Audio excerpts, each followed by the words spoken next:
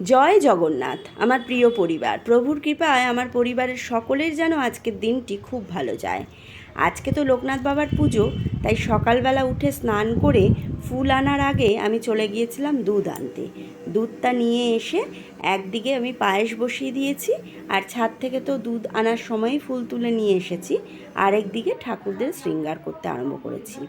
আজকেও কিন্তু কোনো রকম কেনা ফুল আনা হয়নি, যা ছাদে পেয়েছি সেই ফুলই অনেক। দেখো, আর বেল গাছ তো রয়েইছে, তাই বেলপাতার অভাবটুকুও নেই।